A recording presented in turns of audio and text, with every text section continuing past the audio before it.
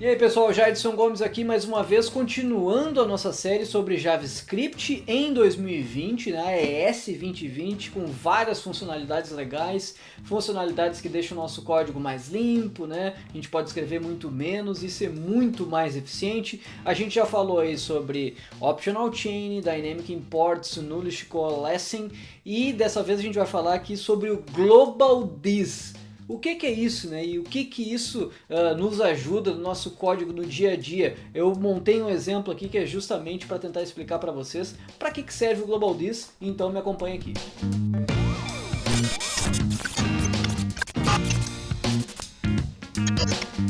Então assim, essa é uma funcionalidade que é mais uma daquelas coisas que veio com o advento aí, né? Utilizar a palavra da moda aí, advento. Com o advento do Node.js e das aplicações isomórficas, aplicações que funcionam no navegador e no Node e em outras runtimes e em outras coisas que, né, precisam de algum acesso a funcionalidades do JavaScript, a gente começou a sofrer também com isso, né? Abriu um leque de possibilidades, mas algumas coisas começaram a ficar bem difíceis, né? Então eu mesmo lembro que nessa época onde começou a ter essa possibilidade, né, de fazer esses códigos que funcionavam, fazia um código JavaScript só, né, uma base só, e tu podia, sei lá, rodar no servidor ou rodar num Arduino ou alguma coisa assim. Parecia muito legal. Na prática não era bem assim, né? São coisas específicas, né, que a gente precise que rode nos dois lados, assim, né? Então a gente tem várias aplicações para isso, né? Meteor fazia isso muito bem, né, de utilizar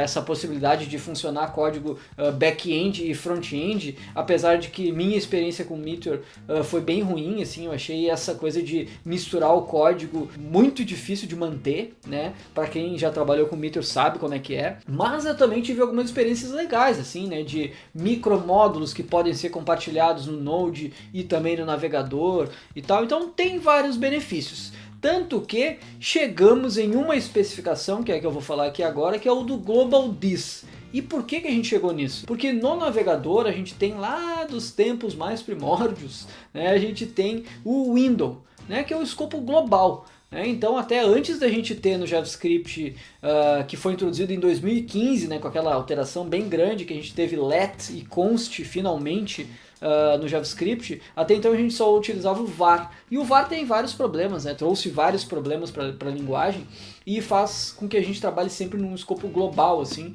e faz com que a gente precise entender como que os escopos funcionam no JavaScript, enfim, trazer um monte de problema, né? Hoje a gente não tem mais isso porque a gente trabalha com módulos e tudo mais. Mas o que eu estou querendo dizer aqui com isso é que com o var, quando a gente declarava uma variável simplesmente em qualquer momento, assim, sem estar dentro de um escopo de uma função, isso ia parar em algum lugar, certo? Esse algum lugar é o escopo global. No navegador, esse escopo global, então, é o window. E no Node.js, esse escopo global se chamava Global, ainda se chama Global. Esse é o tipo de coisa que começou a ter uma incompatibilidade e uma série de hacks para conseguir resolver. Então eu vou para o código, vamos lá para o nosso Visual Studio Code, vamos agora aqui.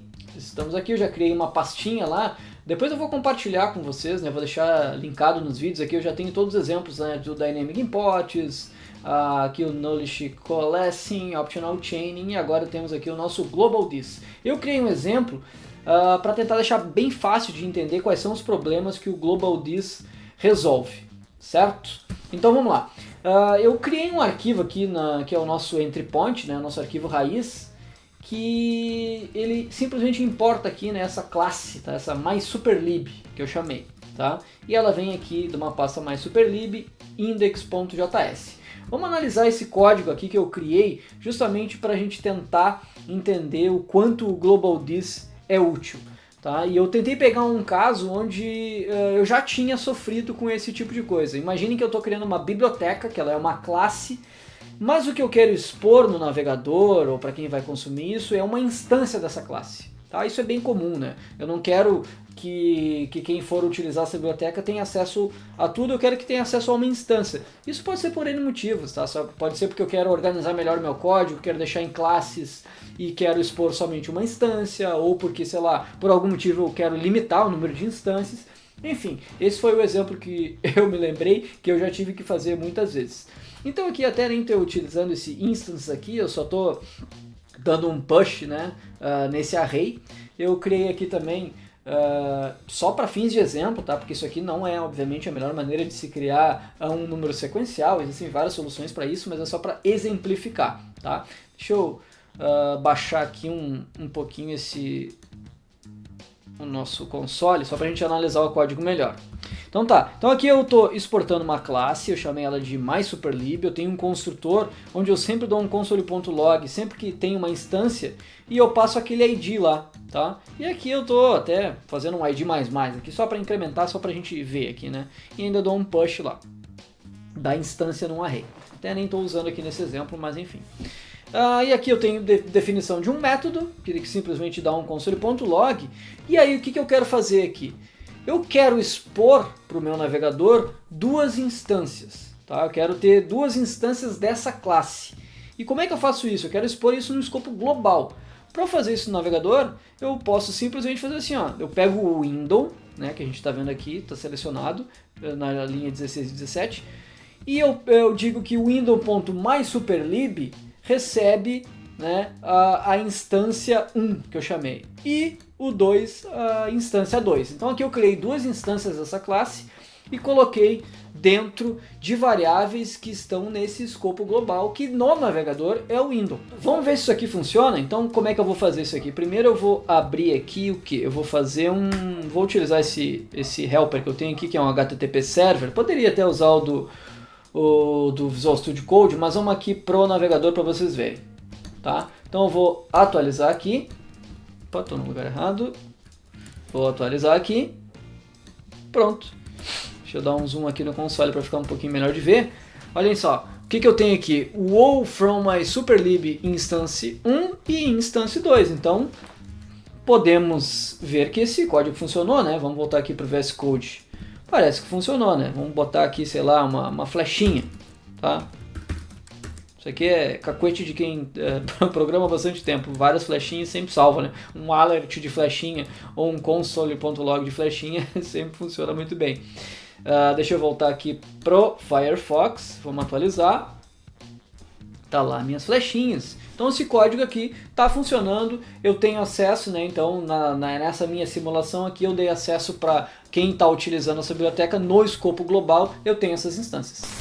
Agora vamos voltar lá para o nosso VS Code e vamos ver se esse código aqui funciona no Node. Será que funciona? Muito provavelmente não, né? Porque no Node eu já dei o spoiler lá antes, no Node a gente não tem window. Não faz sentido, né? O window é no navegador, a gente não tem o objeto global window dentro do Node. Mas vamos rodar aqui só para vocês verem. Então eu vou chamar aqui node index.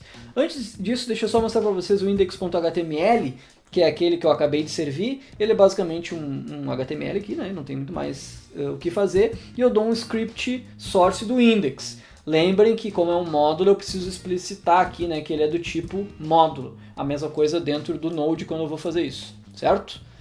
Vamos lá, aqui eu estou importando. Se vocês verem, só para isso aqui eu estou repetindo porque é uma coisa muito chata mesmo, tá? Dentro desse meu Global Diesel eu tenho um package.json que eu gerei e eu também disse que ele é do tipo módulo, porque senão esse nosso import aqui, os imports não vão funcionar. Eu falo bastante sobre isso lá no vídeo sobre Dynamic Imports e também tem outro vídeo que vamos deixar linkado aqui onde eu falo só sobre módulos no JavaScript moderno. Vamos lá, são parênteses, mas são parênteses importantes aí. Bom, então vamos tentar rodar esse código aqui no Node para ver o que vai acontecer. Então aqui Node, index.js, Node index.js, que eu tenho um index.html ali também, né? Então vamos ver, vamos aumentar aqui o terminal para a gente ver o que ele está dando de erro. Ó, window.mySuperlib1 recebeu essa instância, ele está dizendo aqui, ó, um erro de referência, né? Window is not defined, porque no Node a gente não tem window. Então como é que a gente faz? Eu vou ir para o navegador aqui para vocês verem uma coisa que é muito interessante.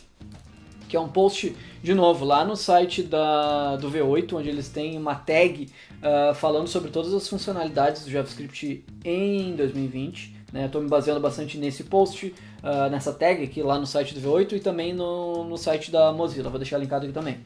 Então aqui, ó, quem fez esse post foi o Matias Baines, né, que já palestrou na BrasilTest Conf, mas ele até mostra uma solução que ele chama de uma solução ingênua, né? Estou mostrando aqui para vocês na tela. E é basicamente esse tipo de solução que a comunidade, né, quem desenvolve aí, chegou para a gente tentar fazer alguma coisa para que a gente tenha o acesso ao escopo global no navegador, no Node e em outros tipos de runtime. Então eu não vou nem copiar e colar lá, vamos analisar linha a linha aqui no código. Então basicamente tem a definição de uma variável, que no caso uma constante, né, que é o getGlobalThis, e aqui faz uma série de checagens, né? Bom, se tem o globalThis, se for diferente de undefined, né, então retorna o globalThis, que é o que a gente vai ver. O globalThis é o que a especificação agora nos dá, né? É uma maneira de a gente conseguir pegar esse escopo global. Se tem o self, isso aqui é para quando a gente tem uma janela dentro do navegador, então retorna a janela. Se tem o window, então retorna o window. Se tem o global, que é o caso do Node, retorna o global. E aqui tem um se o this, porque quando a gente também tem uma instância, né? E aqui tem até uma nota, né, que isso pode retornar um resultado errado, né? Então se o this for diferente de undefined, ele retorna o this. Porque uma janela pode ter o this, mas sei lá, isso aqui pode causar um monte de problema mesmo, né? Se não, dá um throw de um erro lá, dizendo, não consegui achar o this aqui, né? E no final, então, uma variável que é theGlobalThis recebe a chamada daquele método. Isso aqui é para tentar ter um pouquinho de sanidade, bota um código helper, já fiz muito isso aqui, muita gente criou outras soluções semelhantes, e a boa notícia é, não precisamos mais disso. Então como é que a gente faz? Vamos ver, vamos voltar lá para o nosso VS Code e ver como é que faz. Vocês já devem ter visto ali que é realmente muito simples, né? E foram tantos anos aí sofrendo com esse tipo de coisa, e agora a gente tem uma maneira de fazer isso. Como é que a gente faz esse nosso código aqui funcionar lá no navegador, onde eu testei e mostrei para vocês que funciona com o Windows, e também no Node, que eu acabei de rodar aqui, vocês viram que não funciona. Então basicamente na minha lib, aqui a minha super lib que eu chamei, a gente define, ao invés de dizer window, a gente pode dizer aqui, ó, globalThis, né, tô botando aqui dentro do globalThis, mais superlib1, mais superlib2, estou salvando, e vamos rodar isso aqui no Node. Pronto, tá lá funcionando no Node também. Expandir aqui o terminal, olha aqui, ó, wow, inclusive com as minhas flechinhas de debug, wow from my superlib da instância 1 e wow from my superlib da instância número 2. Legal, né? E se a gente, vamos testar isso aqui no navegador, HTTP Server, né, 8080, vamos mudar lá para o Firefox. Tá bom, aqui nós tínhamos o globalThis, vamos atualizar, mesma coisa, wow from my superlib. Vamos garantir que isso está funcionando mesmo? Será que não é um código que, sei lá, está no cache, alguma coisa assim? Vamos, sei lá, vou tirar aqui essas flechinhas. Wow from... Opa, o que eu fiz aqui? Deixa eu dar uns Ctrl Zs, porque eu... Instância tal, e deixa eu botar aqui, sei lá, vou botar agora as flechinhas aqui, bastante flechinha. Sei lá, desculpem a minha falta de criatividade aqui para testar, né? Mas, salvei. Bom, vamos lá para o navegador. Estou aqui no Firefox, vamos atualizar. Tá bom, uma flechinha moveu lá para frente. Aparentemente funcionando, né? Vamos voltar pro VS Code, só para garantir. Vou matar aqui o servidor, vamos rodar o Node, tá lá, né? As flechinhas e tudo funcionando. Então é isso aí, pessoal. Chegamos ao final aqui de mais um vídeo das novas funcionalidades do JavaScript. É mais uma funcionalidade daquelas que parecem simples, mas foram anos de sofrimento aí na comunidade, anos de trabalho em cima da especificação, né? E agora a gente tem uma maneira padrão, né? Standard inclusive da linguagem, né? Para que a gente consiga ter acesso ao escopo global. Vale salientar aqui, antes da gente finalizar, e isso é uma coisa que o próprio Matthias Baines fala lá no post dele, e eu super concordo, que é a gente pode evitar, né, esse uso de escopo global, né, no JavaScript, porque isso vem lá dos tempos onde a gente não tinha escopo por módulo. Agora o JavaScript, por mais que a gente ainda esteja aos poucos, né, o Node está implementando e os navegadores agora já todos suportam, mas ainda tem uma certa fricção assim, né, e a adoção da comunidade do jeito que essas coisas estão funcionando, mas a gente já pode então deixar o nosso código nas suas caixinhas assim, e trabalhar com módulos e trabalhar com os dados passando passando de um módulo para o outro, sem precisar apelar para o escopo global. Eu trouxe esse exemplo aqui hoje para vocês, porque é um exemplo que eu já precisei fazer, e talvez isso vocês precisem mesmo, né? De ter uma biblioteca e precise ter, enfim, no escopo global por algum motivo ou por outro. Então, mas vocês têm que ter esse pensamento, assim, será que eu preciso colocar no escopo global? Às vezes sim, com certeza vocês vão se deparar com isso. E o bom é que agora a gente tem uma maneira padrão de fazer isso. Então tá, encerramos por aqui, nos vemos no próximo vídeo sobre essa série aqui e espero que tenham gostado. Até mais!